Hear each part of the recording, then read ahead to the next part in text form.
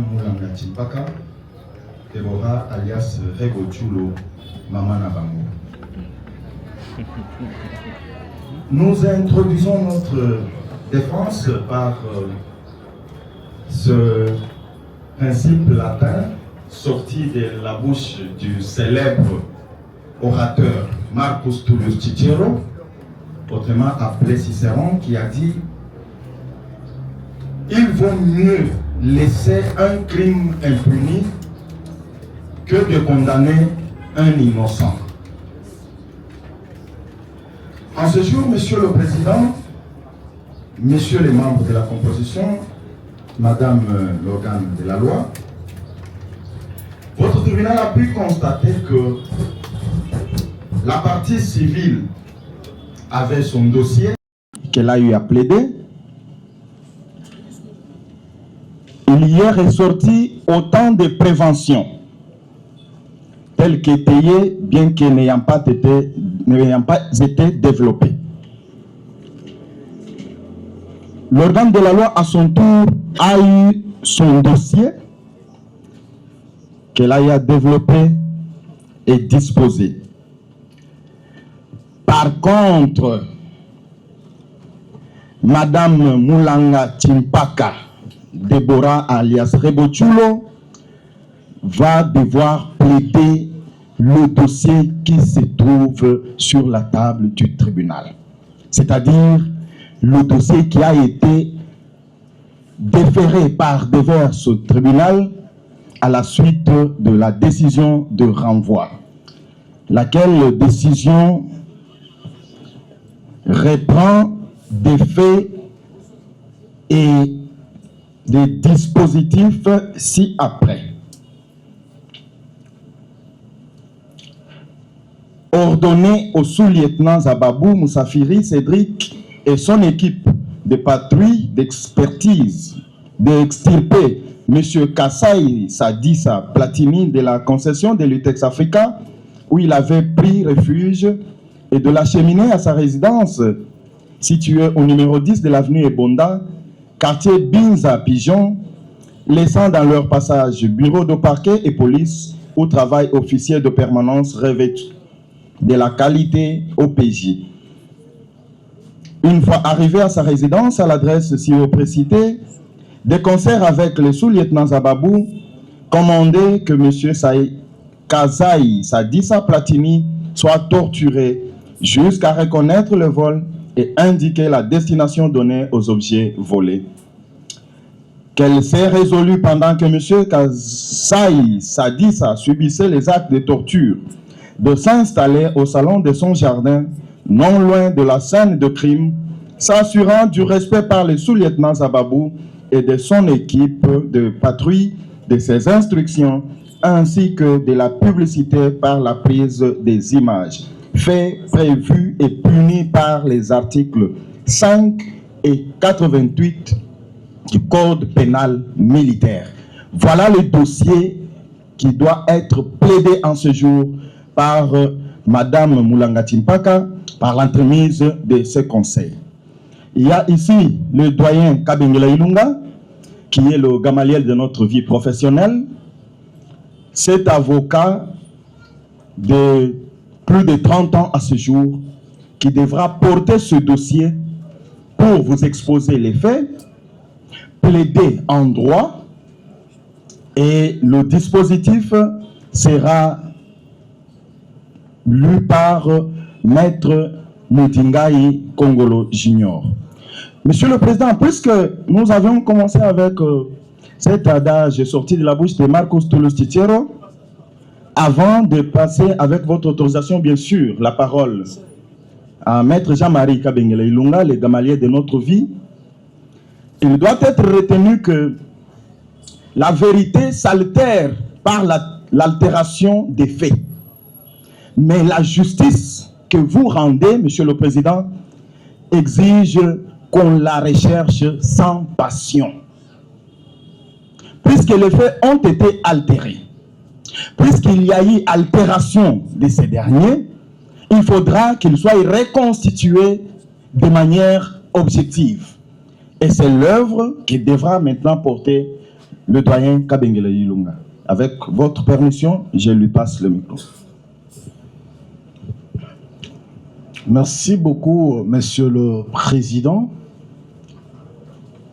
Messieurs les juges assesseurs, Madame l'officier du ministère public. Et voici venu le temps de vérité, le temps de démontrer l'innocence de notre cliente, le temps de dénoncer ceux qui s'élèvent contre une jeune dame, artiste musicienne de son état, qui fait la fierté, notre Aya Nakamura congolaise, notre Shakira. Pourquoi les gens sont jaloux? Pourquoi les gens d'une certaine génération devraient s'élever contre cette jeunesse qui fait la fierté? Permettez-moi de dire merci à Madame Moulana Chimpaka Deborah, alias Rebo, pour nous avoir témoigné de la confiance, parce que sans cette confiance, je ne serai pas devant vous pour démontrer ce que je vais démontrer ensemble avec mes confrères. Monsieur le Président, il n'est pas bon pour la bonne administration de la justice la dénaturation de faits. Et comme certaines parties ont osé me rencontrer, moi je ne viens pas faire ici mes éloges, je tente à ma manière de contribuer à l'édification de votre intime conviction. C'est le rôle de l'avocat. Pas vendre mon image, pas vendre mon village. J'ai un avocat et par essence d'une vocation, si pas internationale, nationale. Que viendrait faire mon village dans mes développements? Et comme disait notre estimé confrère Éric Dupond-Moretti, dans l'œuvre qu'il a écrite avec Marc-Olivier Fogel, œuvre intitulée « Juré, craché ». Il dit ceci, et je m'approprie cette pensée: « Je suis un dur à fuir. Plaider, défendre, combattre, oui. Toute ma carrière s'est construite autour de ce verbe d'action, de cette volonté farouche d'affronter plutôt que de reculer. Oui, je vais affronter au bénéfice de la défense de notre client arbitrairement traîné devant la justice militaire. En termes de préliminaires, il n'y a pas bonne justice sans respect de règles de compétence. Il n'y a pas bonne justice sans respect de règles de compétence. Et je le dis à titre pédagogique. Madame l'officier du ministère public a eu raison de le rappeler, qu'il y a des stagiaires dans la salle. Mais il faudrait que lorsque je me tais sur une question, que je sache pourquoi je me tais sur cette question-là, pourtant d'un intérêt scientifique. Je répète, comme je l'avais dit lors de l'instruction, avant d'entamer le fait, que le ministère public qui est actuellement audiencier n'est pas sa place. C'est de la science. C'est de la science. Le dossier, quand on l'appelle, on appelle affaire auditeur militaire des garnisons contre. J'avais dit qu'en tant que praticien professionnel de la justice, je ne peux pas ne pas comprendre la teneur de l'article 48 du Code judiciaire militaire. Je lis, pour besoin de savoir. L'auditeur militaire, c'est l'année 2. L'auditeur militaire supérieur exerçant sous la surveillance et le contrôle de l'auditeur général des forces armées les fonctions du ministère public près toutes les juridictions militaires établies dans le ressort de la cour militaire. J'ai ici, qu'est-ce que cela veut dire? Une fois en son office, il fait l'instruction préparatoire ou préjudictionnelle, il a la latitude de fixer son dossier devant n'importe quelle juridiction du ressort de la cour militaire. Mais lorsqu'il décide de se dessaisir du dossier au profit de l'auditeur militaire de garnison et que la juridiction de jugement est saisie par la citation portant l'initiale CNS Kati Nseya Mutombo, qui est l'auditeur militaire de garnison. Question: Madame l'officier du ministère public, faites-vous partie de l'auditorat militaire de garnison? Ayons le courage de nous dire en face, parce que nous sommes professionnels. Il n'y a pas de honte à apprendre à quelque âge que ce soit. Nous avons eu, par expérience, un dossier fixé par l'auditorat général dans l'affaire Chebeya. Mais on a envoyé le dossier et nous avions eu affaire à l'auditeur militaire supérieur. Cela étant dit, il faut que ça soit noté que oui, mais comme le dossier nous dit que c'est les poursuites de l'auditeur militaire des garnisons et non de l'auditeur militaire supérieur, celui qui est là n'est pas à sa place. Et quand vous lisez Kengo Wandondo, Mercurial de 1978, j'en ai en tête, la mauvaise qualité de l'officier du ministère public ou le défaut de qualité dans le chef d'un officier du ministère public est une cause de cassation. On ne doit pas avoir le courage de répondre à ce moyen. Alors, qu'est-ce qui se passe? Ça, c'est un préalable. Et il y aura encore beaucoup, modestement, ma lecture, qui peut être biaisée, mais l'âge professionnel ne me le permet plus. Et vous savez, nous, celui qui m'a formé, je lui rends honneur, Mbongo Bayana Makadi Vyoki, autant on interdit aux plaideurs professionnels comme les avocats de gesticuler quand le ministère public parle, en même temps on doit s'écarter de certains gestes qui ne cadrent pas avec l'officialité. Et ce n'est pas à moi de l'enseigner au ministère public.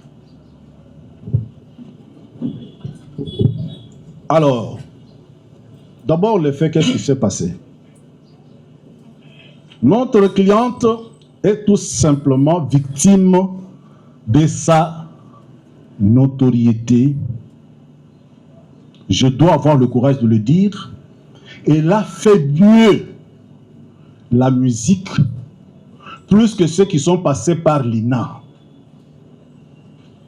Plus que ceux qui ont eu un certain âge. Mais je pense que cet art est ce qu'elle est, parce que l'homme l'avait dit. L'homme avait dit, Basi abilongi mabe, mitema mabe. Mais est-ce que quand vous regardez Rebo Chulo, sa beauté ici, ça ressemble à quelqu'un qui peut avoir un mauvais cœur?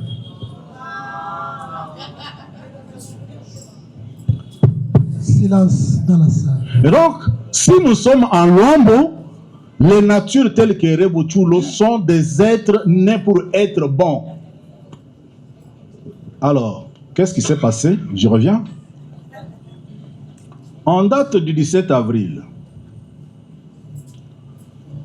Madame Rebo Chulo, autrement appelée Maman Nabango, elle le dit même dans sa chanson Mobambo. Je pense aussi que c'est pour le contenu de cette chanson, parce qu'elle donne même conseil à certaines personnes pour Sanzotoyo. Peut-être cet extrait-là met mal à l'aise certaines personnes, mais c'est une jeune dame qui donne des conseils. Elle a rendez-vous avec son réalisateur, le président, cette composition qui a instruit cette cause de maître, c'est faire la différence entre celui qui a la qualité de réalisateur de Madame Rebo Chulo, quand bien même le ministère public, pour des raisons qui lui sont propres, confond réalisateur, producteur et manager. Lui-même, elle-même change quand elle veut. Qui est le réalisateur de Madame Rebo Chulo? C'est Mbaïmbaï Jakem. Mbaïmbaï Jakem, pour le tournage de ces jours-là, va contacter Monsieur Josué Kabeya. Monsieur Josué Kabeya comme producteur, qu'ils sont notés ici, qu'il n'y a pas contact entre Rebo Chulo et Josué Kabeya. On sait que dans le contact entre Josué et Jakem, elle fait confiance à son réalisateur. Vient une troisième opération qui consiste pour Josué Kabeya d'aller louer les services de l'agence Couronne. Agence Couronne va donner, non pas à Rebo Chulo, non pas à Mbaïmbaï Jakem, mais au producteur Josué Kabeya et le véhicule et le chauffeur Sadissa Kasai Platini. Vous comprenez déjà au niveau de la chaîne juridique, comme aimait bien l'expliquer feu professeur Kalongo Mikaï, il est loin d'être établi entre Rebo Chulo et l'agence de service qui avait mis à la disposition du producteur, pas de Mbaïmbaï Jakem.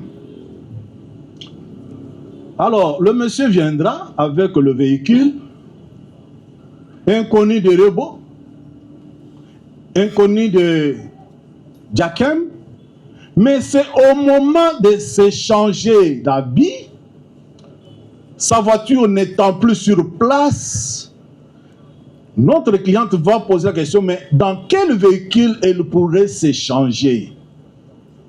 On lui dira, elle va poser la question, mais le Noah à l'intérieur, souvent c'est vaste. C'est à qui le Toyota Noah? On lui dira, c'est pour le producteur. Parce que l'équipe de Rebo n'était pas au courant que Josué avait contacté une autre agence.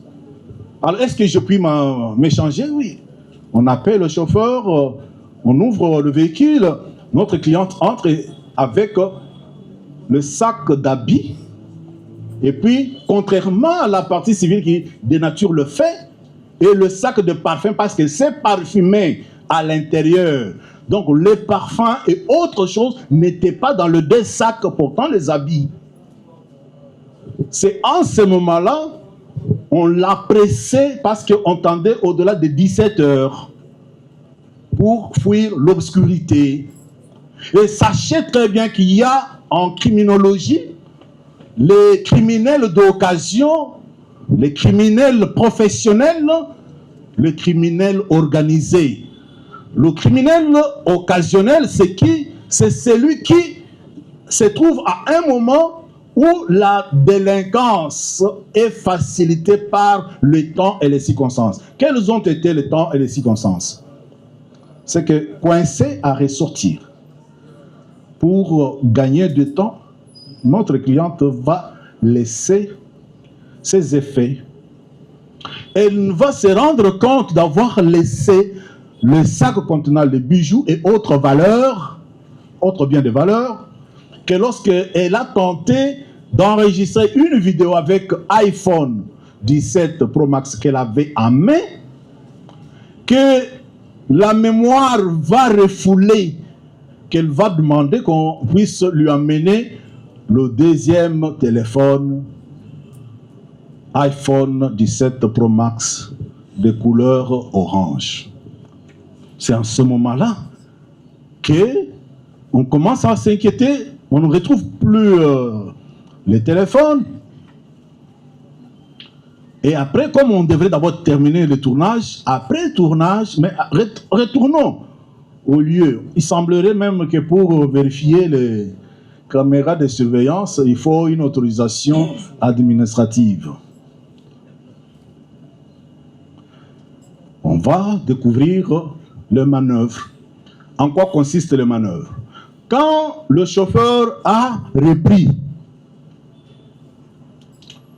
le contrôle du véhicule, il a constaté beaucoup de biens de valeur laissés dedans. Il va prendre un sac, vous remarquerez, si vous avez vu, et il va prendre le sac de devant pour jeter dans la banquette arrière. Une fois, il a jeté le sac contenant de l'argent et des bijoux dans la banquette arrière, il va ouvrir sa portière pour descendre et retourner maintenant au coffre arrière pour maintenant enfoncer. Quelle est la preuve? En droit pénal. Je suis encore dans le fait, mais quand même, j'ai fait... Mais quand la même personne vous sort le téléphone qui avait disparu en même temps que les autres biens, la présomption en droit, c'est quoi? C'est la même personne qui a volé le bien. Tout autre détail ne nous paraissent pas intéressants, mais là maintenant, nous sommes sur le point de savoir qu'est-ce qui s'est passé pour que ces présumés voleurs, dont le bien, dont la plainte est encore pendante, se retrouvent dans la concession où loue notamment, je parle bien le français, dans laquelle se trouve notamment notre cliente. Au constat que le chauffeur, quand il a remis le téléphone parmi les biens volés, donc tout le monde, ok, c'est lui qui doit avoir volé toute autre chose.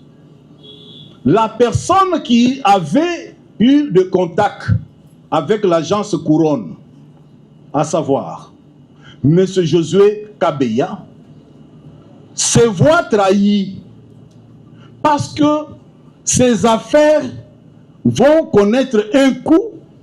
On sait qu'il traite avec des gens de mauvaise moralité.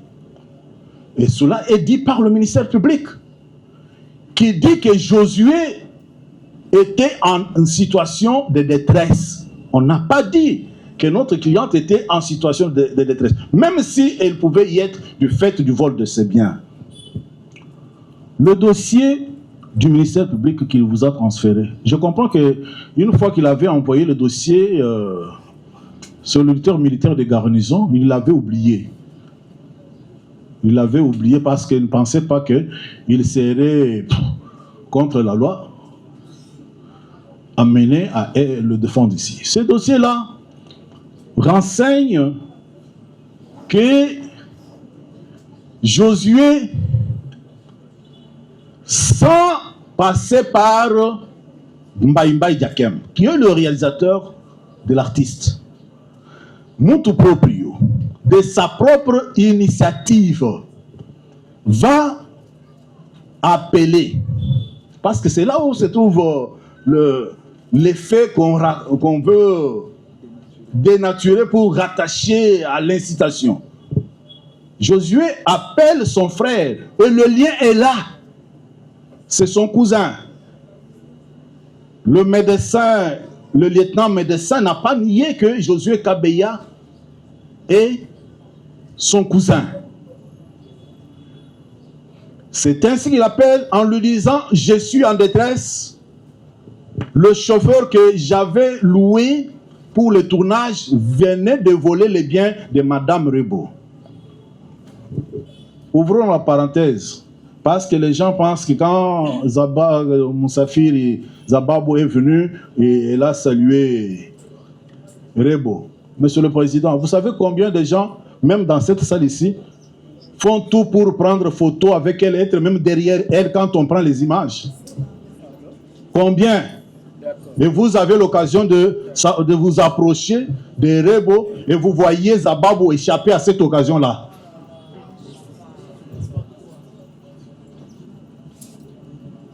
Il appelle son frère.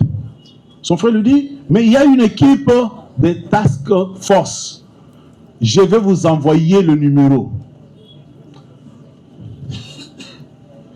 C'est le sous-lieutenant médecin Christian Kazadin Poutou qui envoie le numéro de Zababou à son frère Josué.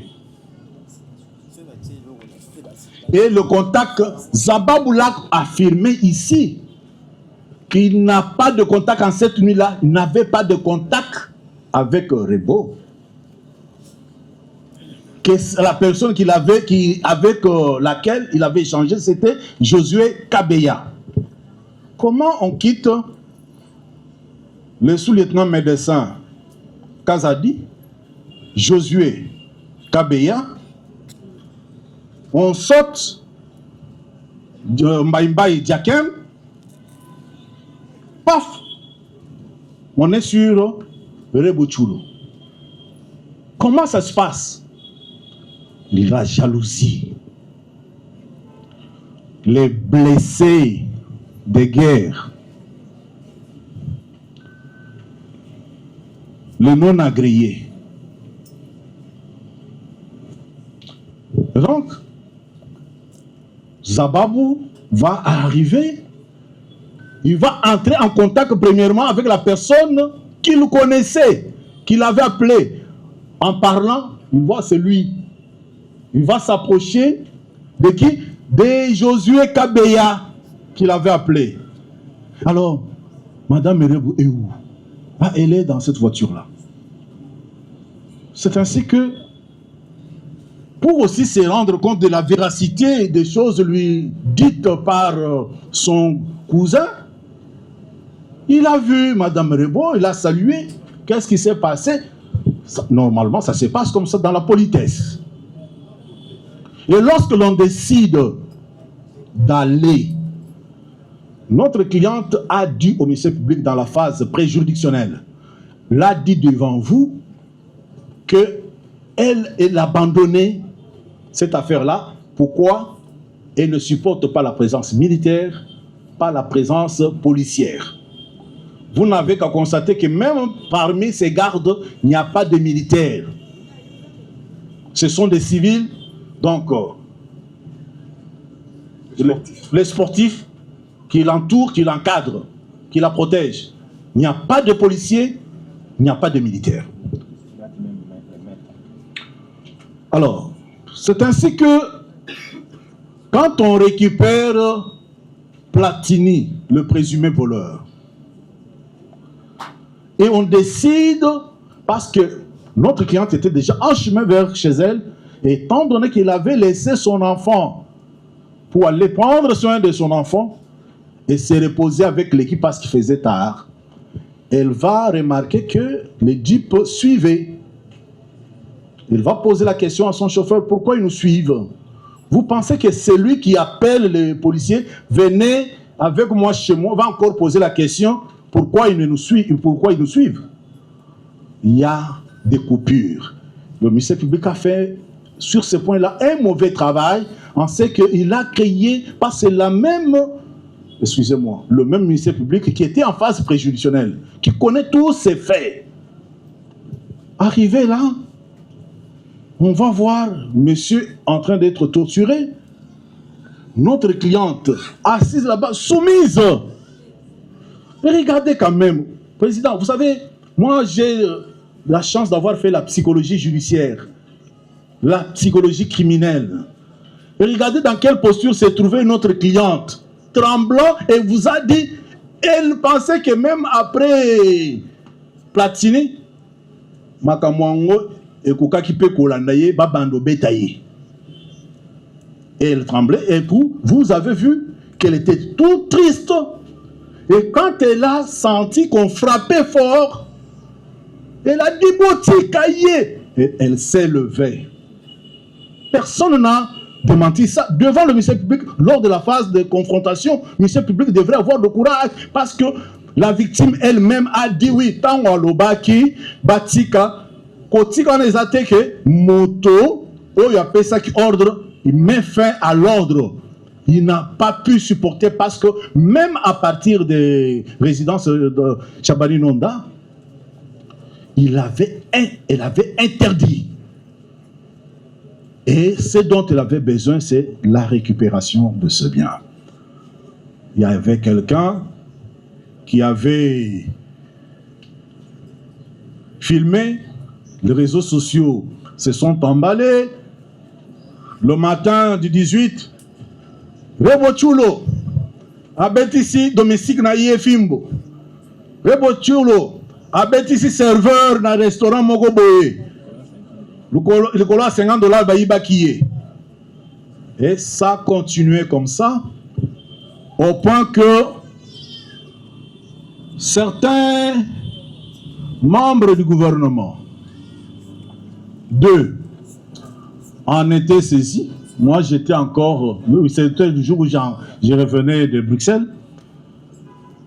Voilà. Il faut qu'elle subisse. Il faut qu'elle paye. Elle doit payer cher. Vous dites, vous êtes ministre. Pourquoi vous êtes facilement influençable par les réseaux sociaux? Dieu merci, c'est ici où je m'incline.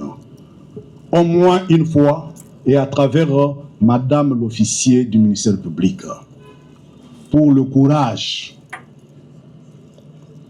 dont l'officier du ministère public militaire a fait montre. Parce que pour certains ministres, il fallait flagrance, il fallait arrêter Rebochulo. Mais comme Madame l'officier du ministère public a reconnu, nous avons lu tous l'article 48 du Code judiciaire militaire qui dit que tout s'est fait sous le contrôle de l'auditeur général de FARDC. Je m'incline devant le savoir-faire, la maîtrise du droit dont a fait preuve le général, l'auditeur général de FARDC, Lucien René Likoulia. En fait, avec toute la pression médiatique, politique, notre cliente aurait été arrêtée. Mais quand l'officier du ministère public mène des investigations, dès que moi on m'appelle, je me dirige avec ma cliente, ministère public est là. On n'a pas changé d'officier du ministère public. C'est la même personne. Première demande, faites le relevé d'appel. Parce que moi, je suis un professionnel, je n'ai rien à cacher. Et cette demande-là n'a jamais été exaucée. Le ministère public n'a jamais voulu, parce que pour nous, avec notre cliente, elle n'a jamais appelé, ni envoyé de message, il n'a jamais reçu. Et le ministère public s'était abstenu de demander le relevé et d'appel.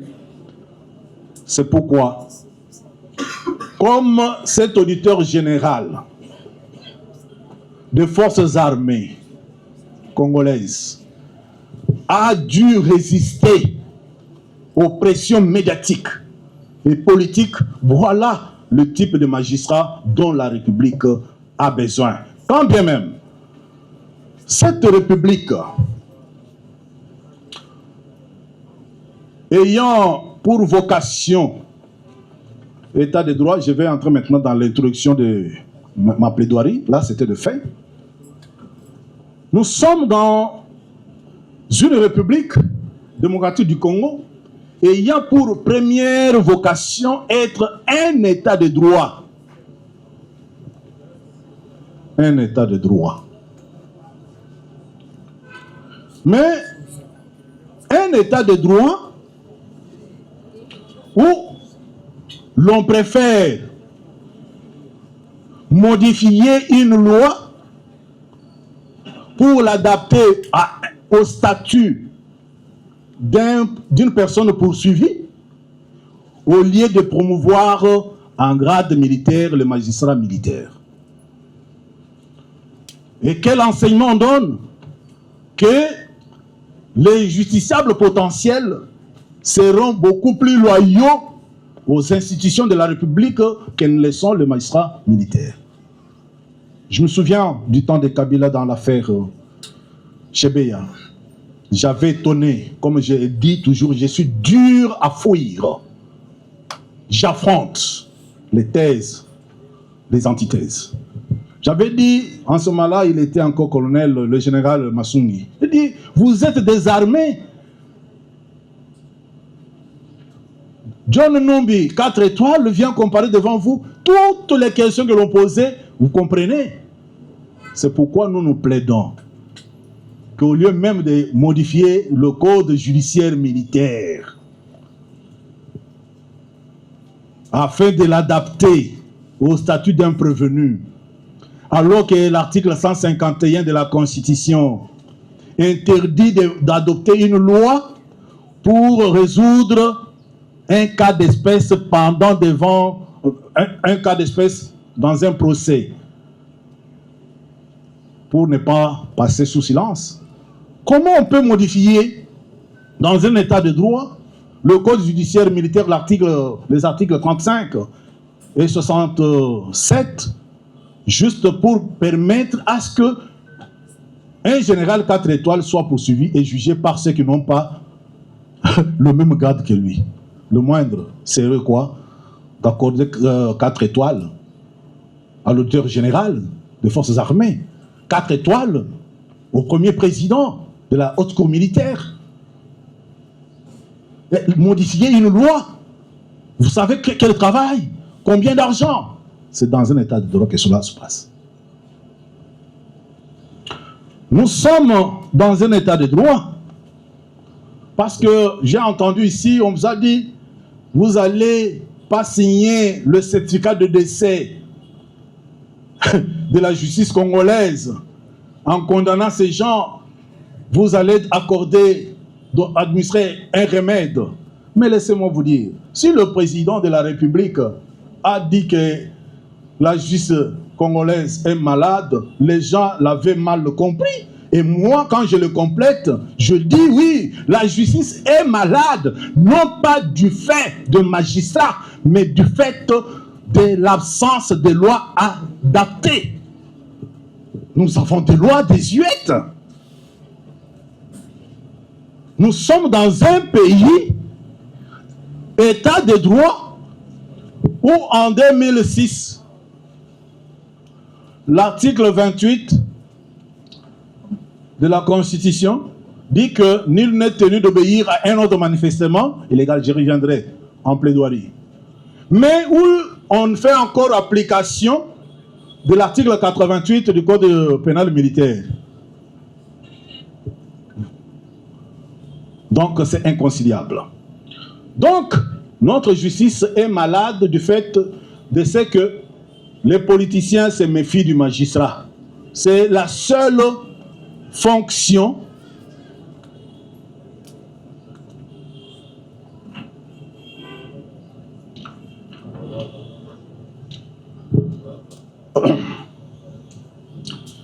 c'est la seule fonction de magistrat, celle de magistrat, qui ne peut être exercée que par ceux qui ont un certain titre académique, tout au moins la licence en droit. Et moi, je vais vous démontrer comment nos lois sont désuètes. On a dit ici, j'ai entendu quelqu'un qui nous a dit des choses, hein, que la justice militaire serait des juridictions de l'ordre judiciaire. Que chacun ouvre sa constitution. Avant d'arriver dans les décisions en droit sur ce qui est reproché, voici comment est articulée la Constitution de la République démocratique du Congo. Ici, nous avons la section 4 du pouvoir judiciaire. Il y a paragraphe 1, disposition générale. Paragraphe 2 concerne des juridictions de l'ordre judiciaire. Paragraphe 3, des juridictions de l'ordre administratif. Paragraphe 4, des juridictions militaires. Ce qui veut dire que les juridictions militaires ne relèvent pas des juridictions de l'ordre judiciaire avec lesquelles, notamment c'est l'article paragraphe 4, 5, c'est la Cour constitutionnelle, le 4, institutions judiciaires concourent au pouvoir judiciaire. Et donc, lorsque vous prenez le code judiciaire militaire, vous vous rendrez compte que le contexte de ce texte, là je pense, je plaide tellement techniquement que j'ai peur que les gens des réseaux sociaux déforment ce que je dis. Nous disions que c'est un État aussi, un État de droit, où quand vous faites l'étude comparée entre l'article 91 du Code d'OCJ ancien et 89 de l'actuelle loi sur les juridictions de l'ordre judiciaire, vous remarquerez que le législateur s'est engagé dans la voie d'abolition de la peine des travaux forcés, laquelle peine a connu une loi qui est passée par le contrôle a priori de constitutionnalité devant la Cour suprême de justice. C'est R-Const 166 de 2020, mais 2011, et par rapport à ça, vous comprenez que actuellement, les tribunaux de grande instance n'ont plus de compétences, mais la paresse, c'est qui rend notre justice malade. Mais quand vous avez des juges qui appliquent encore le TGI qui siège pour connaître des détournements, sauf prorogation de compétences personnelles. Donc, la justice congolaise n'est pas malade du fait de magistrats. C'est de nos lois qui ne sont plus adaptées. J'étais très content quand le ministère public lisait le texte sur la torture. D'ici, il y a mort d'homme. Le législateur, parce que la peine de mort a été déjà aboli. Ce texte qui est récent ne retient plus la peine de mort, alors que le fait est grave, torture ayant entraîné la mort. Mais comme déjà il y a amorce d'adaptation, mais et le législateur et le pouvoir exécutif, dans la paresse, et quand ça dysfonctionne, c'est le magistrat que l'on voit. La justice congolaise est malade du fait. Nous sommes dans un état de droit plusieurs années après. Mais nous sommes encore dans un état de droit où les actes de certaines autorités, quoique bien motivés en droit, vous acclamez que c'est bien motivé, mais à la fin, ces actes-là finissent toujours par vu la nécessité et l'urgence, comme si la nécessité et l'urgence étaient des réalités matérielles palpables. Le Vundor est encore vivant. Alors, il faut réformer le secteur de la justice. J'ai lu, s'il vous plaît, le programme du gouvernement. Quand on modifie, parce que ma lutte, c'est que moi, j'ai fait partie de la justice, il faut que notre justice marche. Et ne peut marcher qu'avec des lois correctes, adaptées. J'ai quand même parcouru lorsqu'on a adopté l'ordonnance loi portant modification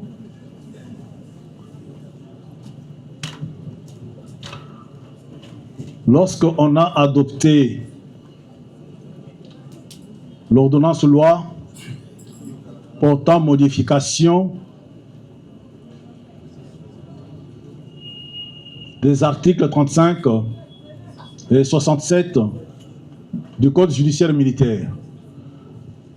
Alors, vous voyez comment la justice ne va-t-elle pas tomber malade? Nous avons ici le programme du gouvernement. Le secteur de la justice n'est pas concerné par une quelconque réforme. J'ai parcouru à la page 74 le calendrier législatif du gouvernement. Mais directement, on voit qu'au lieu d'accorder des galons, donnez-moi une partie là, je vais expliquer avant 48. 48. On a adopté cette loi-là.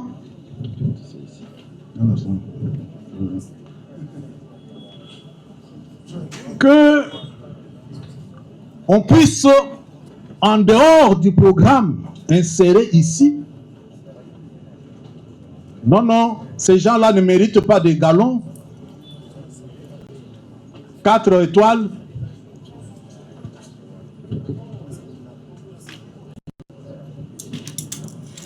Il faut modifier la loi. Mais nous nous posons la question, vous savez, Monsieur le Président, tout militaire poursuivi n'est pas nécessairement condamné. Tout militaire poursuivi n'est pas nécessairement condamné et renvoyé de l'armée. Que fait-on du principe de la discipline au sein des forces armées? Qu'est-ce qui coûte cher de donner des galons aux magistrats militaires pour que le plus gradé poursuive et juge le moins gradé? Mais vous voulez permettre que le moins gradé, que vous ne voulez pas promouvoir, puisse poursuivre. Mais alors, en cas d'acquittement, en cas de non-renvoi, c'est ça, ce qui rend notre justice malade. On peut sauter pour aller voir Monsieur le Président que quand l'on dit que vous jugez les officiers subalternes, est-ce nécessairement le président du tribunal militaire de garnison doit être le capitaine? Qui a interdit? En vertu du principe du respect de l'ordre public et de la discipline au sein des forces armées, Celui qui juge le capitaine ne doit pas être lui-même capitaine. C'est toujours dans un état de droit. Nous sommes dans un état de droit où certains ministres font l'apologie du vol. On vole, on reçoit le présumé voleur, on échange, et puis le présumé voleur se constitue partie civile, il est garni de beaucoup de conseils dans un état de droit. Et dans un état de droit où aucun souci n'est manifesté pour dire quand même cette paisible citoyenne a perdu de ses biens, le parquet est saisi, quel est le sort? Un état de droit où on transforme la victime en agresseur. Alors, je puis m'arrêter là pour vous dire ceci. Ma plaidoirie, c'est comme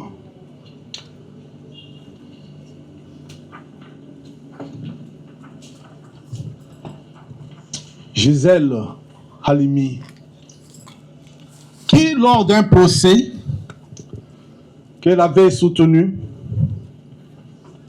pour une mère qui avait aidé sa fille de 17 ans à avorter devant le tribunal de Bobigny, notre confrère Gisèle Halimi fait cette note, plaidoirie pour l'avortement. Et c'est grâce à cette plaidoirie qu'il y a eu des réformes en France et qu'aujourd'hui, vous avez les accords de Maputo et consorts. Parmi les précurseurs, il y a cette confrère.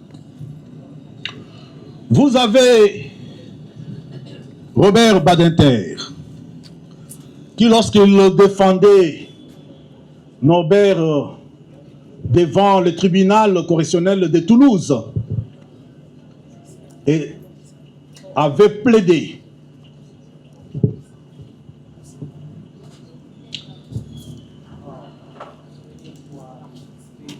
Robert Badinter, dans une vie de combat, plaida pour l'abolition de la peine de mort. Aujourd'hui, il y a beaucoup d'États qui sont abolitionnistes. Moi, aujourd'hui, profitons du cas mettant en cause notre cliente, je plaide pour la réforme.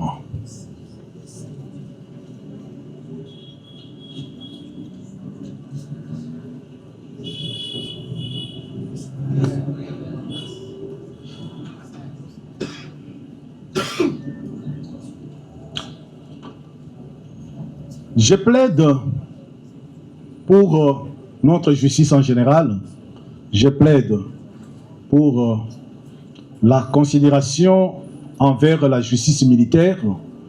Et comme disait mon confrère Éric Dupont, je n'ai fait que ça toute ma carrière. Et lorsque la justice ira mieux, même la profession d'avocat ira mieux. Je plaide maintenant les éléments. Je plaide pour cette fille congolaise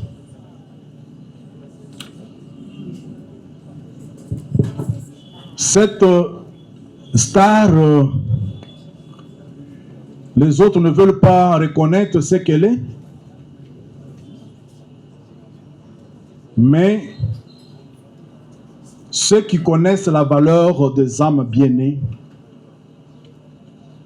saluent en notre cliente une âme exceptionnelle. Je vais plaider cette cause en commençant par dire la justice militaire ne connaît pas d'injonction du ministre de la Justice. Le ministre de la Justice n'a d'injonction de poursuite à adresser qu'au procureur général près la Cour de cassation et les procureurs généraux près les cours d'appel. Il n'y a aucune disposition du code judiciaire militaire qui puisse permettre au ministre de la Justice de donner injonction à l'auteur général afin d'entamer les poursuites. Cette compétence revient au ministre de la Défense nationale. Ayant été emballé par les réseaux sociaux, une procédure a été mise en branle à charge de notre cliente, accusée d'incitation des militaires. J'ai eu quand même à défendre le dernier militaire, c'était en 97, au moment où Mobutu prenait presque ses valises. J'étais encore défenseur. Oui. Ou devant, je pense, Luanga, la décision a été rendue sur le banc en disant ça ne peut pas exister. Quel est le cas? Le cas, c'est que lorsqu'on lit le code judiciaire militaire, il faut commencer par l'exposé des motifs qui parlent de beaucoup.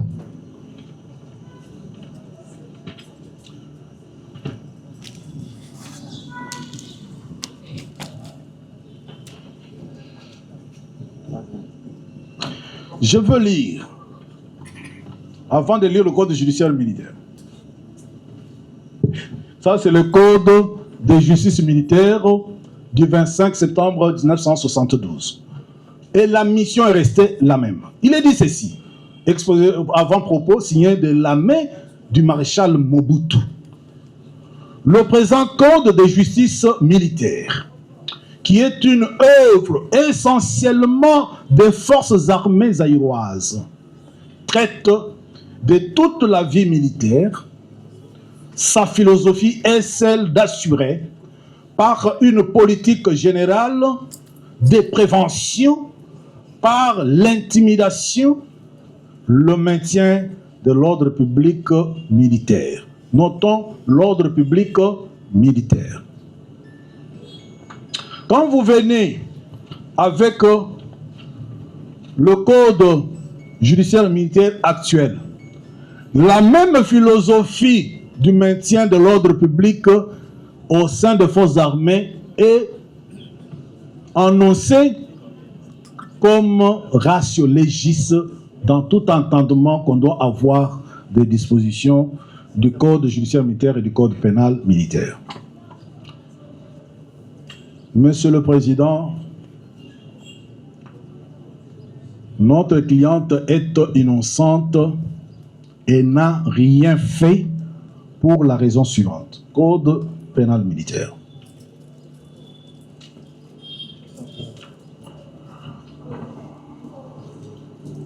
Nous sommes au code pénal militaire. Je ne veux pas utiliser les expressions des sporteurs parce qu'aujourd'hui, les carottes seront cuites.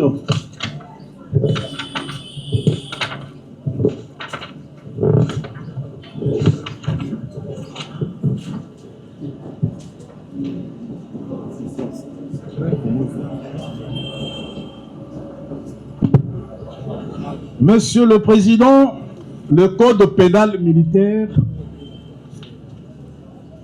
l'infraction d'incitation des militaires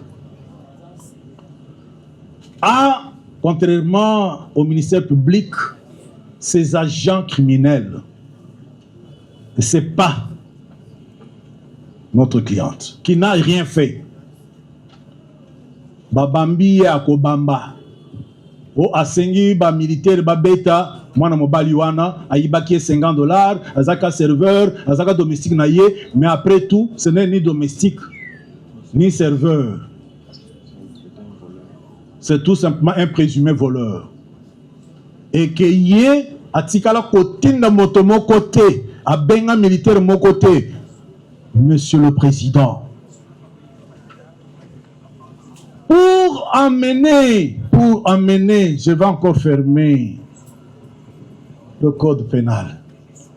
Pour forcer la main du ministère public, l'auditeur général, à mettre notre cliente en détention, ce qui va quand il était, le bac est, motomoko ya présidence à Bimakanaye. Yé ba quand il était, ba ministre Mubalinaye. Tout simplement, mais c'est ici où je salue le professionnalisme de l'auditeur général. Pourquoi on faisait tout ça sur les réseaux sociaux? C'est pour faire prendre une décision contraire. En disant, ce qui était, c'est que Ngolomone Nazakasimanaye. Mais depuis que moi, je consulte cette dame, on a pris même mes numéros, il n'y a aucun contact. Pourquoi c'est le moine Abatu Makambo? Oh, il y a salité. Vous savez, Monsieur le Président, premier président de la Cour de cassation a dit, la justice de Dieu, ça existe. Le karma existe. Tout ce que nous faisons, le temps qu'elle perd, que sa fille perd, à ne pas être avec sa mère, sachez très bien que Dieu, dans le règlement de l'univers, va donner à chacun selon sa conduite. Alors, prenons maintenant le code pénal militaire.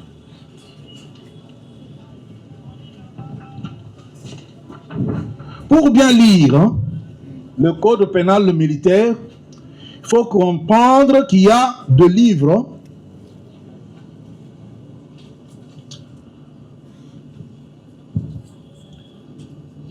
Monsieur le Président, votre honneur, je suis là, je veux lire le titre avant l'article 88.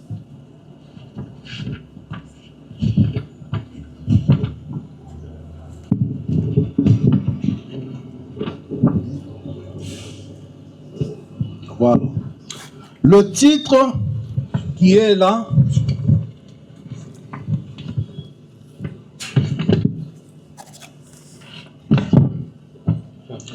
voilà.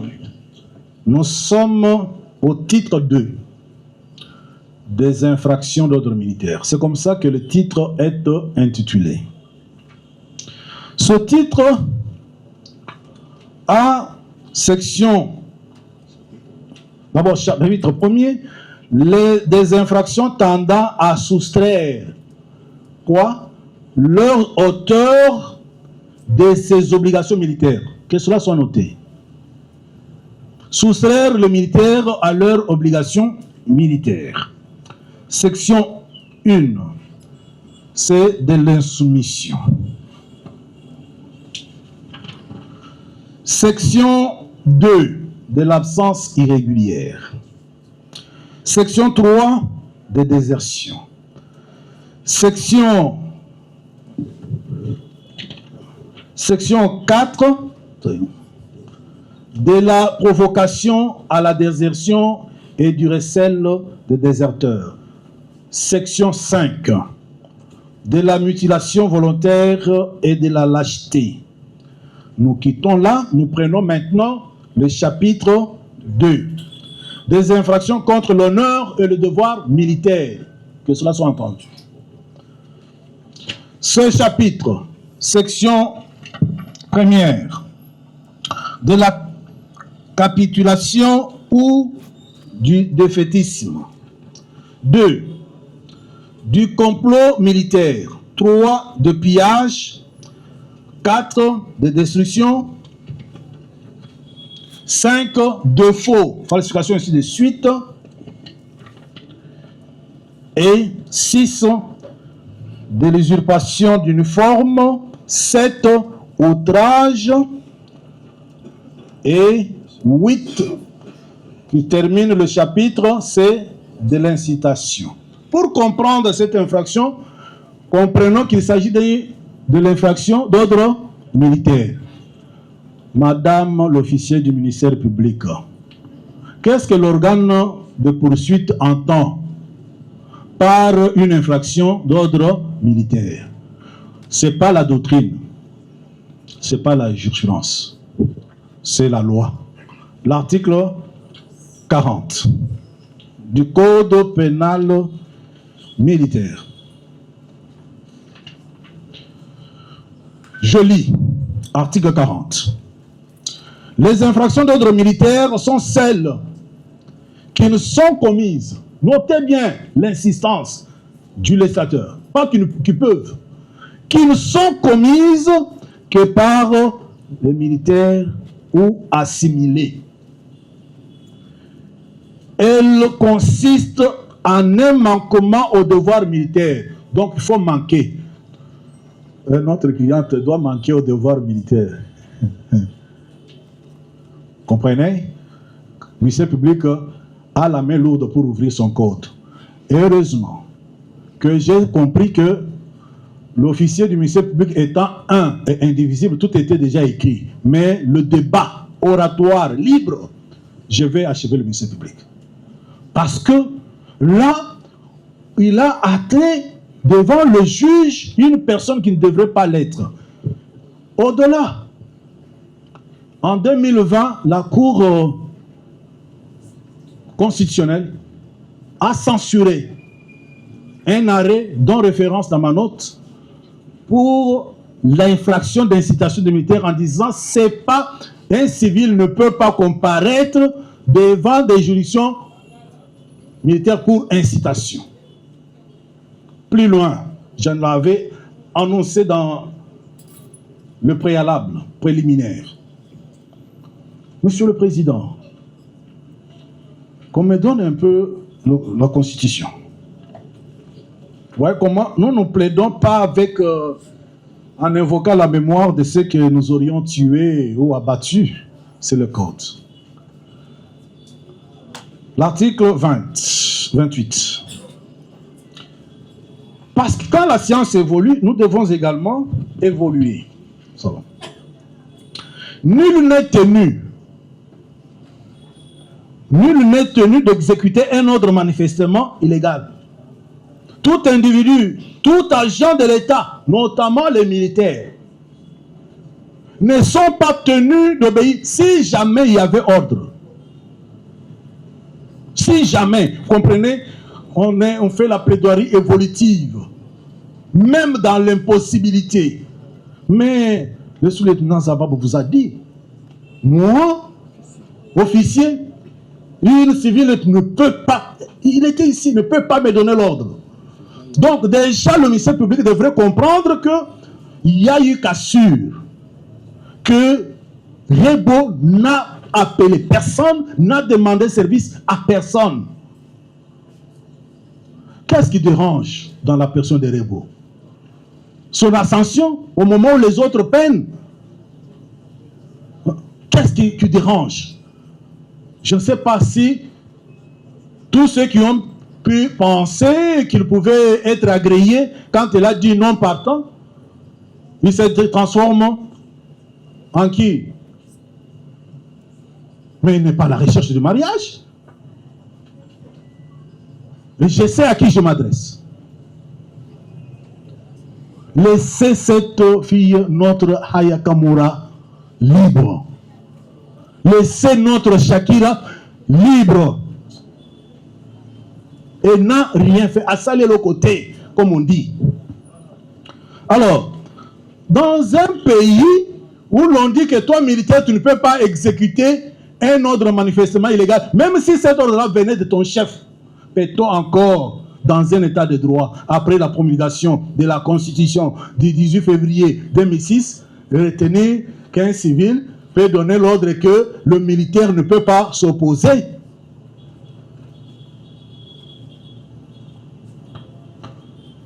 Cela étant dit, voici le résumé de cette affaire. Moulanga Chimpaka Deborah, connue sous le nom de Rebo Chulo ou de Mama Nabango, elle assume qu'elle s'appelle ainsi. Chacun peut prendre de sobriquets par rapport aux circonstances, par rapport à ce qu'il fait. Et moi, j'ai déjà suivi quelques-unes de ses chansons et donne des conseils aux jeunes gens. aux jeunes filles. Il y a une autre partie qui dit aux jeunes filles, au kotanga bana, au kotala lola. Là où il dit également, oh ya comme la poison pour na mibali est allié et alingate. C'est des conseils. Pourquoi? Là elle communique que le monde est fait de trahison. Ceux qui va trahir yo, comme la poison t'est. Parce que la vie peut continuer sous d'autres formes. En même temps, on a pensé que c'était les autorités. J'ai même entendu que c'était le père de sa fille, Innocent Baloum, qui serait derrière. Nous vous disons ici, et de manière officielle, publique, que le père de sa fille n'y est pour rien. Et ça, je prends cette parole au nom de notre cliente. Il n'y a eu rien. Seulement les gens, parce que ce procès, pour que ça ait un peu cette teneur, il faudrait impliquer. Merci encore une fois de plus au général Elikoulia, qui a résisté aux pressions médiatiques et politiques. Monsieur le Président, notre cliente a contacté son réalisateur, M. Diakems. Avec votre permission, je vais dire les choses telles qu'elles se sont passées en Lingala. Yé aye baka musique na ye. Abeta ka musique o ye sepe isaka ba jeune. Réalisateur na ye, Monsieur Mbaye Diakems. Ayebisie mokolo to tourner. Mokolo wana ya ko tourner, réalisateur yé moto ko sala toutes les mises en place, mises en scène. Sans se référer à elle, à Kay, à Koutana, Monsieur Josué Kabeya, producteur. Pour un tournage. Monsieur Josué Kabeya, Azaki na motukate, ake na agence couronne. Et si ka ba pesie na mutuka nandeko ya bandako kumba yango. Pour responsabilité naye ezawa pitango sake bungi et n'a appelé personne ni à la présidence ni au gouvernement ni chez les militaires et ministère public sachant que Kabeya Josué soki aye na procès oyo alobi ke ye moto abengaki kazadi dossier pe ekufi wana yango no moni asali tout Kabeya ayate. Pourquoi le ministère public n'a pas eu le courage alors qu'il l'avait invité devant lui? Nous avons eu le mandat. Kabeya a été appelé. Diakem a été appelé. Question, Madame l'officier du ministère public. Pendant nini au Katichen. Mais vous nous ferez mieux de plaider en français. En français? Il n'y aura que des citations que vous pouvez évoquer en lingala. Et quand vous venez plaider maintenant en français, en lingala, vous le mettez mal à l'aise. Monsieur le Président, tout honneur à votre tribunal. Mais j'aurais bien voulu me poser cette question et y répondre moi-même. Pourquoi la Constitution a érigé le lingala, le tsholuba, le swahili, qui Congo en langue nationale? Comment puis-je ne pas faire usage de ce que la Constitution permet?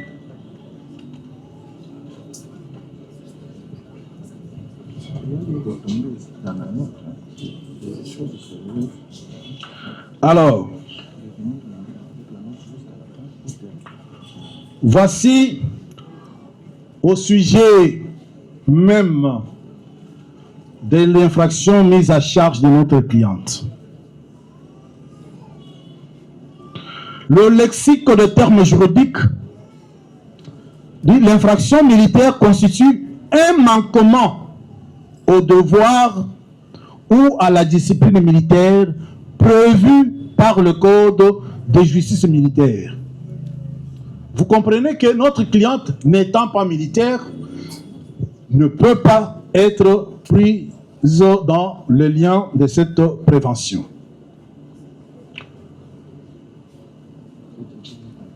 Cette idée est contenue dans l'alinéa 2 de l'article précité,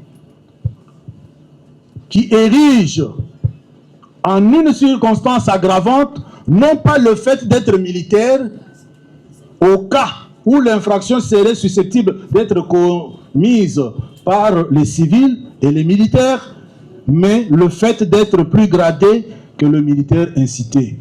Ici, le ministère public est à côté. Le terme quiconque, il faut l'entendre, quiconque militaire, pas quiconque n'importe qui. C'est pourquoi il fallait comprendre d'abord l'esprit de l'article 40 qui définit les infractions d'ordre militaire. Et pour s'en convaincre, il suffit de lire l'avant-propos, comme je venais de le faire. Mais qu'est-ce qui a fait que, d'une part, vous constatez l'absence d'indices sérieux de culpabilité? Absence d'indices sérieux de culpabilité. Vous dites, madame, pour raison d'enquête, vous allez commencer à venir en femme libre, que votre avocat puisse vous accompagner chaque fois. Donc, en ce qui concerne les preuves, il y a lieu de préciser que c'est qu'apprécie le juge pénal. C'est le preuve. Le juge, ce n'est pas nos tralala, les faits dénaturés. Oui, il était là en face de... C'est pas ça. Je vous dis.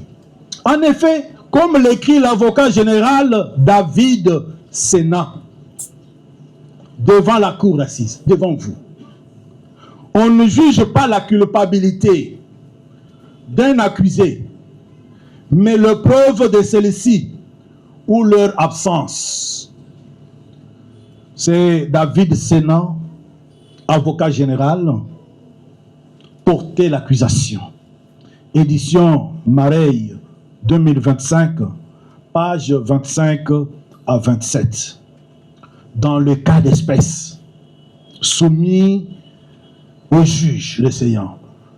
Le juge pénal, juge de preuve. Est-ce qu'on a produit la preuve d'une communication entre Rebo et le militaire? Rebo avec un membre du gouvernement? On ne juge pas de la culpabilité. Elle est coupable. Non, le juge ne juge pas de la culpabilité. C'est votre collègue que j'ai rencontré en France et qui a écrit ce livre. On juge de preuves. Quelles sont les preuves que vous avez présentées à ces juges pour qu'ils en vérifient la véracité?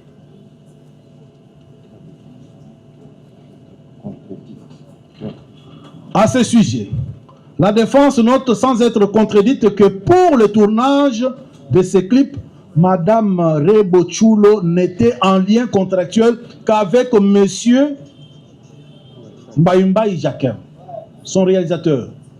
Au ministère public de nous montrer s'il y a eu contact, à part son réalisateur, s'il y a eu contact avec le producteur Josué Kabeya, s'il y a eu contact entre Rebo et l'agence, s'il y a eu contact entre Rebo et le sous-lieutenant Kazadi, s'il y a eu contact entre Rebo avec les membres du gouvernement. Tout a été fait dans les réseaux sociaux afin d'amener l'auditeur général d'ordonner son arrestation. Pourquoi? Si on ne l'arrêtait pas, c'est que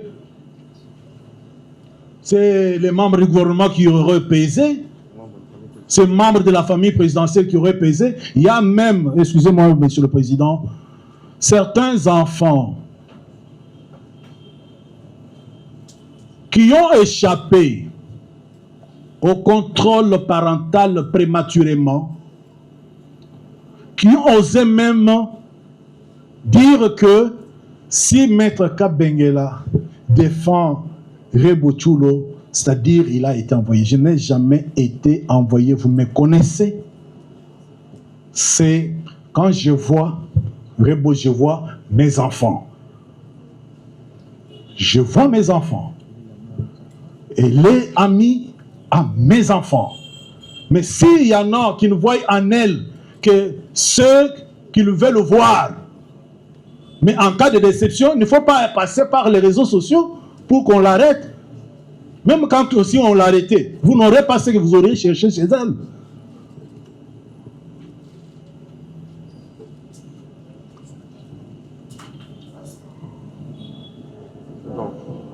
C'est donc à la suite du vol des objets de Madame Rebochulo, perpétré par le chauffeur du nom de Kasai Sadissa, que c'est lui qui devrait répondre, non pas auprès de Rebo. Josué devrait répondre auprès de Jakem qui était allé le chercher. C'est Josué qui dit, le ministère public le répète, était en situation de détresse. C'est à Josué qu'on a donné le numéro pour appeler Zababou, ministère public. Pourquoi Josué ne vous a pas intéressé, ne fût-ce qu'être appelé à titre de témoin devant le juge de séance? Parce que vous saviez que sa déposition allait totalement encore confirmer que notre cliente est innocente dans cette affaire. Mais c'est quel travail? Est-ce qu'il est permis au ministère public de sélectionner des gens quand il sent que si telle personne vient déposer, ce procès sera ridicule? Non. Je connais un procureur général qui avait dit à son collègue magistrat, collègue, dans la justice, travaillons avec la tête et non avec le cœur. Le cœur détruit la justice. Des sentiments. Alors, il y a eu ce contact-là qui s'est tissé. Ils sont venus, ils ont alerté. Notre cliente vous a dit, elle était même en stress. Il était déjà presque 3 heures. Monsieur le Président, les artistes travaillent beaucoup. Hein. Vous avez déjà vu Jibin Piana? Vous savez à quelle heure il dort? Et que vous avez une dame comme elle jusqu'à 3 heures parce qu'elle venait de tourner, parce qu'on a volé, elle doit être là.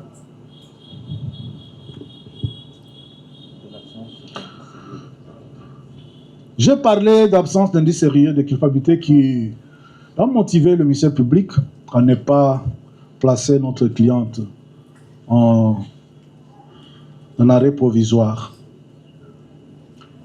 Parlons. Est-ce que le ministère public et la partie civile ne sont pas convaincus de ce que notre cliente est innocente totalement?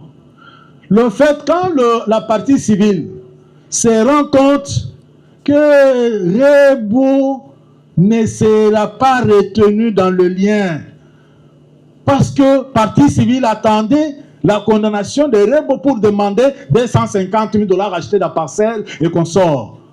La partie civile se rendant compte qu'elle ne sera pas condamnée, qu'est-ce que nous faisons? Ces militaires ne peuvent pas sortir 250 000 $. Appelons la République démocratique du Congo en garantie. Pourquoi? Parce que tout va se fermer sur les préposés de l'État congolais. C'est une conviction. Et moi, je salue cette souplesse de la partie civile qui comprend, en tout cas, si nous n'appelons pas l'État congolais en civilement responsable, il y a même un intervenant qui a dit maire, donc la responsabilité des maires, donc la République est maire de ces militaires. Et l'État est père. Bon, allons-y seulement. Donc, l'appel en garantie de l'État congolais par la partie civile est une preuve qu'elle est convaincue, cette partie civile, que la dame, l'artiste musicienne Rebo n'a rien fait. Mais en même temps, Monsieur le Président, parce que nous sommes dans la même école du droit pénal, les moyens d'ordre public sont facilement soulevés par toute partie, mais à titre d'intérêt scientifique. Il y avait 12 membres d'escorte. Dans la vidéo, le ministère public voit 4 ou 6. 4 ou 6 dans la vidéo. Le ministère public constate qu'il y a 4 qui ont fui.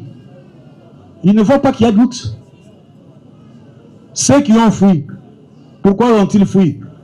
Si déjà il y a 4, comment faire le nombre de 6 qu'on a vu? Vous allez faire pour tirer qui va maintenant compléter la liste. Il y a doute.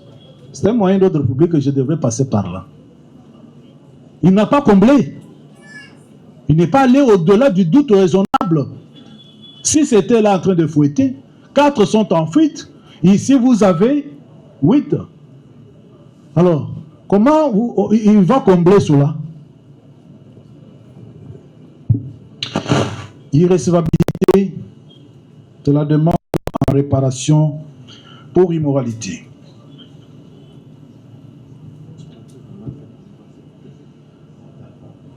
L'immoralité ne peut pas produire de fait de droit.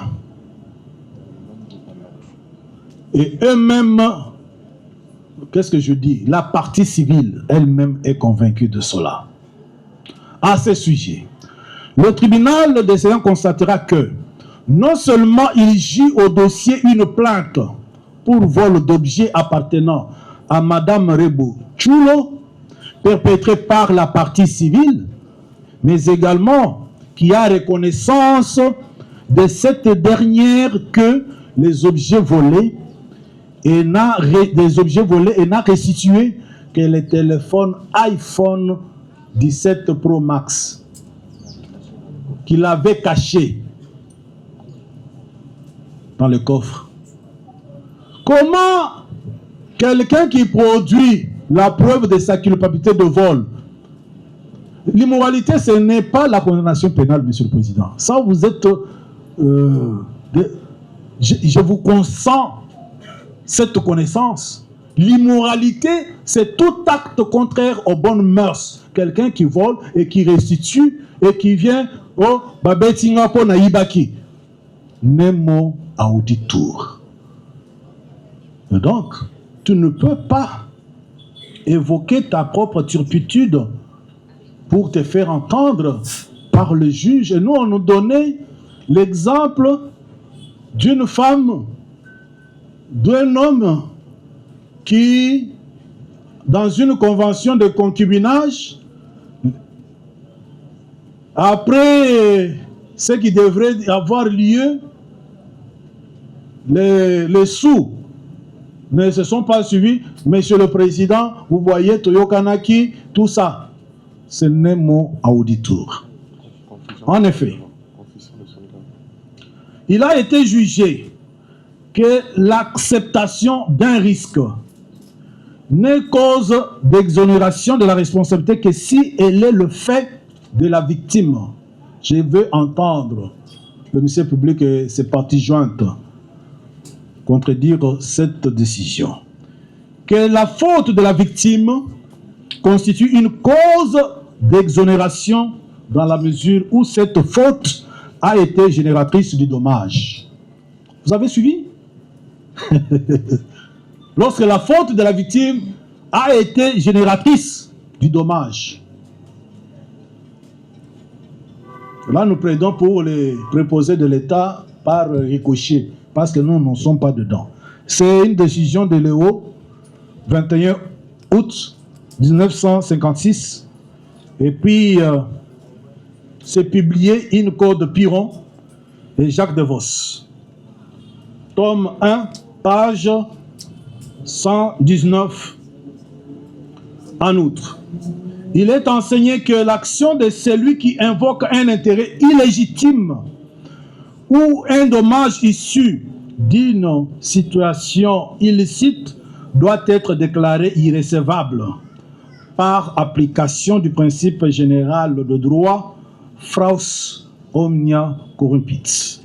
C'est Olivier Michel et Gérardine Falk, principe de procédure pénale, collection de la faculté de droit de l'Université de Liège, troisième édition, l'Arcier, page 167. Il nous revient de constater, et c'est à titre superfétatoire, que cette affaire, c'est une affaire qui visait tout simplement notre cliente. Pourquoi? Qu'est-ce qu'elle a fait? Monsieur le Président, nous vous avons donné toutes les preuves. Nous avons été disposés à toutes les audiences pour dire que nous voulons que la vérité éclate. Notre cliente est ce qu'elle est aujourd'hui.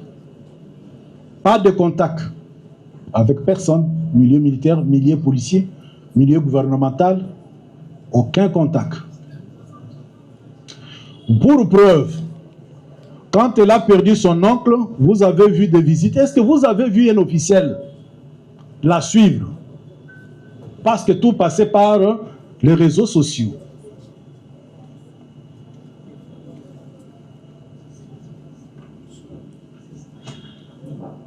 En son nom, avant de laisser la parole pour la disposition, nous tenons à remercier votre tribunal pour la soif de découvrir la vérité dans cette affaire. La partie civile, quand elle s'est sentie coincée, elle a créé des dérobades, relevés d'appel. Donnez-moi le document là, désolé.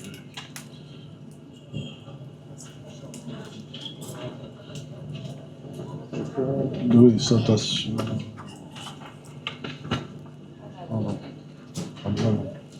Monsieur le Président, je vais quand même, pour qu'on puisse lever tout doute.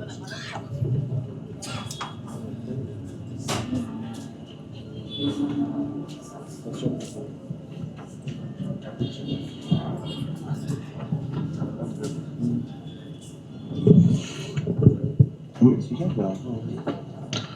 Un peu,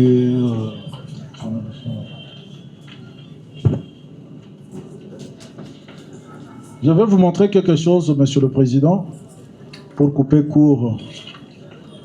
Il y a eu des gens qui étaient mal intentionnés. Audition.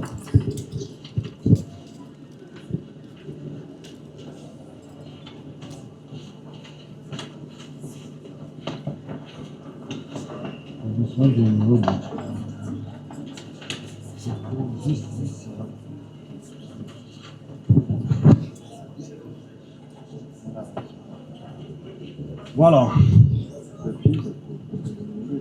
Monsieur le Président, voici ce qui s'est passé avant que certaines personnes n'attentent à la réputation de notre cliente. Vous avez ici le procès verbal d'audition du 27 avril. Dans ce procès verbal, il y a d'une part le numéro de téléphone de notre cliente, suivi de son avocat et son numéro, mon numéro à moi. Ça, c'est le procès verbal d'audition. Quand le ministère public auditionnait, il a pris le numéro de notre cliente. Maintenant, quand le dossier est envoyé à l'auditeur militaire des garnisons, qui a conçu la décision de renvoi, c'est ici où, au lieu de renseigner le numéro de Madame Rebo, on va renseigner seul mon numéro. En quoi notre cliente aurait menti? Pourquoi une telle méchanceté? Et puis, tout ça juste pour retarder l'issue du procès. Mais qu'on sache, Oazekwa Ayemba, Dieu a donné aux Congolais une autre vertu, c'est Motema Mabe. Mais qu'on le sache, Motema Mabe est Futakate. Dans ma langue, qui est celle de Rebo, même si elle ne la parle pas couramment, on dit ceci: Lukinu Kaulutulula Moyi. Ça veut dire, si ce que vous avez Motema Mabe, okobota bomwete, okobota banoyo ya malonga ya kokende libosote. Ce que vous avez Motema Mabe, okobota mwana ya malonga te. Et ça, c'est chez moi, dans notre culture. Pourquoi la méchanceté envers une jeune actrice qui se débrouille? Vous voulez quoi? Qu'elle soit comme éparpillée? Ça fait quoi à l'honneur? Mais voyez combien les Français sont contents. Aya Nakamura, elle n'est pas née française, elle est malienne. Mais il faut voir comment la France, aujourd'hui, même notre ministre de la Culture, les difficultés que connaît cette dame, ça n'intéresse même pas notre ministre de la Culture et Arts. C'est dans un état de droit. On laisse qu'elle se débrouille. Mais quelle est la raison du ministère de la Culture et des Arts? Même pas un jour, madame, vous pouvez venir, qu'est-ce qui se passe? Quelles sont les difficultés que vous avez rencontrées? Rien. Les Français sont-ils créés différemment que nous, les Congolais? Shakira, hein? Vous voyez combien d'argent elle fait entrer. Pourquoi? Parce qu'elle traîne. Mais cette dame aussi traîne. Comment vous pouvez lui imputer des choses qu'elle n'a pas faites? Voilà, Monsieur le Président, je compte...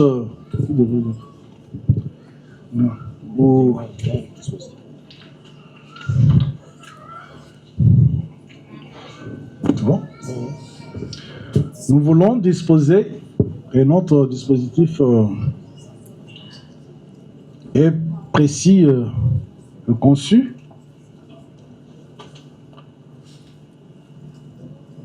S'attend tout simplement à vous dire une chose: la justice de notre pays n'est pas malade du fait des magistrats. C'est des lois inadaptées que des fois on demande aux magistrats d'impossible. Heureusement qu'il y en a qui résistent aux pressions. Tel est le cas de l'auditeur général, de l'auditeur supérieur, de madame l'officier du ministère public qui est ici, parce que c'est sur base de son rapport que notre cliente n'a pas été placée sous mandat d'arrêt provisoire. Et ça sera le cas pour vous. Je vous connais. Nous, avocats, on ne vient pas faire ici de buzz. On est avec la règle de droit. On a contribué à notre manière à la formation de votre intime conviction. Il vous plaira de faire droit à ce qu'on va vous demander par la bouche de notre confrère Maître Junior.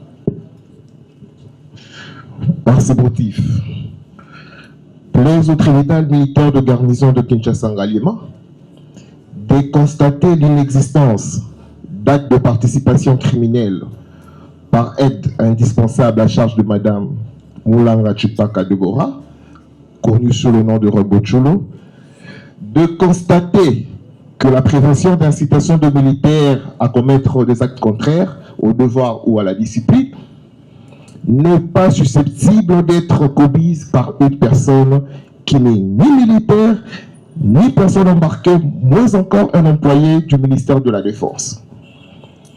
De dire, en tout état des causes, non établi en fait comme en droit, la prévention d'incitation de militaires à commettre des actes contraires au devoir ou à la discipline, faute de la réunion des éléments constitutifs.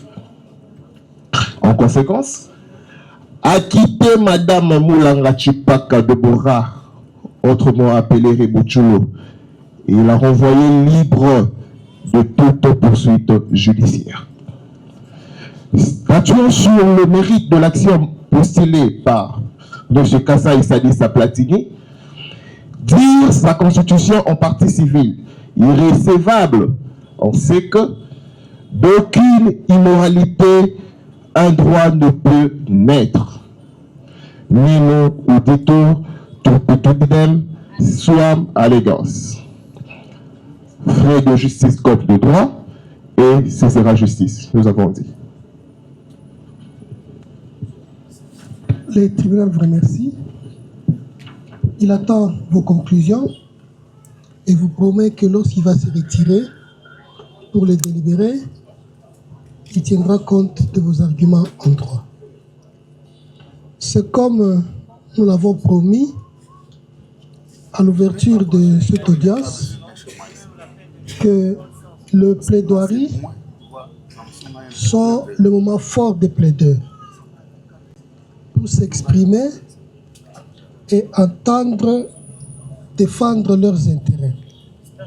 C'est comme ça que nous n'avons intervenu à aucun moment lorsque le parti présente le moyen de droit. Congo Avenir. Mboka ya Bakongo.